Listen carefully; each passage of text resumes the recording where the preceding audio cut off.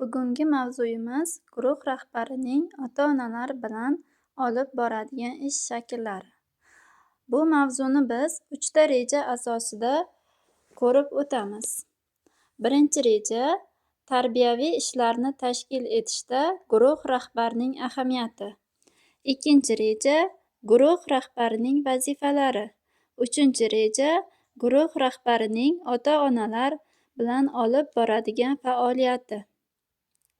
Birinchi rejaga to'xtaladigan bo'lsak, bunda guruh rahbari deganda o'quvchilarni bir xil saviyada, bir xil yoshda, bilimi jihatidan ham teng bo'lgan jamoani boshqarib turuvchi pedagog guruh rahbari deb ataladi. Guruh rahbarining asosiy maqsadi o'quvchilarni to'g'ri tarbiyalash jarayonida o'quvchi va guruh rahbari bilan bir-birlarini tushuna olish va guruh rahbari tomonidan o'quvchilarga e'tiborliroq bo'lishi kerak ekanligi tushuniladi. Maktabda o'quvchilarga tarbiya guruh rahbarining ishlari orqali beriladi.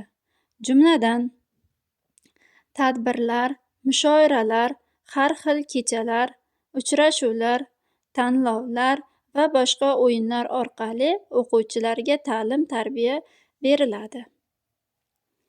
Guruh rahbari maktab ma'muriyati bilan birgalikda va mahalla jamoasi, ota-onalar bilan hamkorlikda tarbiyaviy ishlarni olib boradi. Maktab ma'muriyati guruh rahbari va uning olib borayotgan ishlarini doimo qo'llab-quvvatlashlari lozim. Chunki guruh rahbari o'z o'quvchilarini yaxshi biladi va ularni tarbiyalash uchun nimalar kerakligini hisobga olishi bilan birga ish yuritadi. Oila ham jamiyatning bir bo'lagi hisoblanadi. Oilada bola tarbiyasini yo'lga qo'yish juda katta ahamiyatga ega.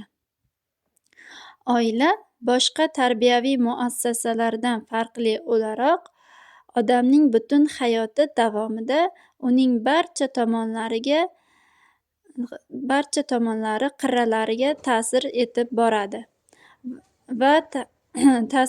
boradi. Oila tarbiya vazifasining bu ulkan miqyosi uning mafkuraviy va psixologik ta'sir ko'rsatishining chuqur o'ziga xosligi bilan uyg'unlashib ketadi.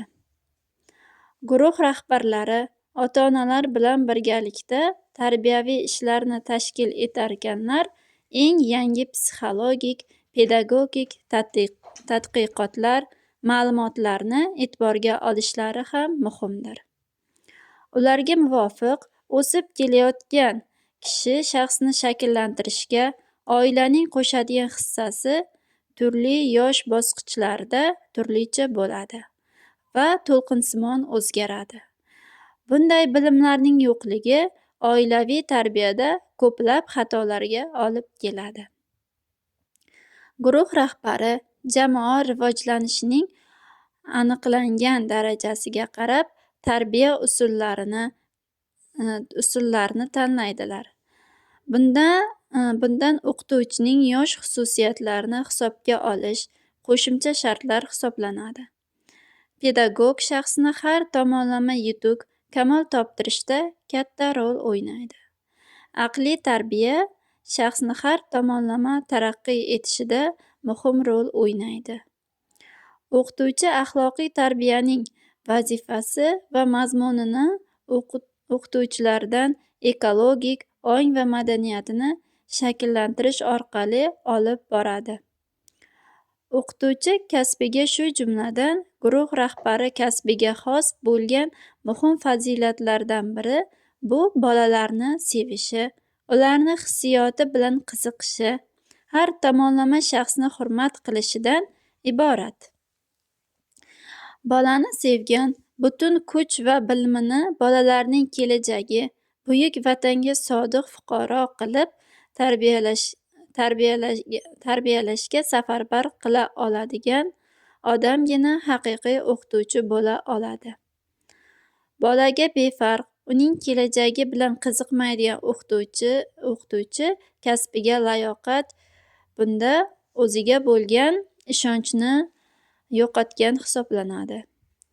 O'qituvchi bunda O'zbekiston kelajagi buyuk davlat ekaniga ishonadigan, milliy iftixorli bo'lishi, bolalarni xalq pedagogikasi durdonalari hamda milliy qadriyatlarimiz asosida tarbiyalay olishi, nutqiy ravon, xalq tili boyligi, ifoda usuli va tasvir vositalarini, adabiy til uslubi va me'yorlarni to'la egallagan bo'lishi shart. Ya'ni o'qituvchilar har tomondan kamol topgan shaxslar bo'lishi kerak. Boshlang'ich guruhlar jamoasini jipslashtiruvchi omillardan biri o'quv-tarbiya mazmunidir. Davlat ta'lim standartlari asosida belgilangan fanlarning mazmunini, salohiyati, o'quvchilarning ma'naviy axloqiy tarbiyasi bilan birga jamoaga xos bo'lgan o'rtoqlik, do'stlik, hamkorlik, adolatparvarlik, mehru shafqat kabi fazilatlarning uyg'unligi bilan jipslashib boradi. Bugungi mavzu yuzasidan xulosamizni bildirar ekanmiz. Bunda guruh rahbari ta'lim, tarbiyaviy ishlarni yakka o'zi emas, balki shu guruhlarda dars beruvchi boshqa o'qituvchilar bilan hamkorlikda hal etadi. O'quv ishlarida guruh rahbarining va shu guruhda ishlaydigan o'quvchi boshqa o'qituvchilar bilan birga bir yoqadan bosh chiqargan holatda ishlashi, o'quvchilarga nisbatan yagona talabni amalga oshirishi va o'quvchilarning bir-biriga o'zaro yordamlari, ta'lim-tarbiya sifatlarini oshirishlari bilan birgalikda olib boriladi. E'tiboringiz uchun rahmat.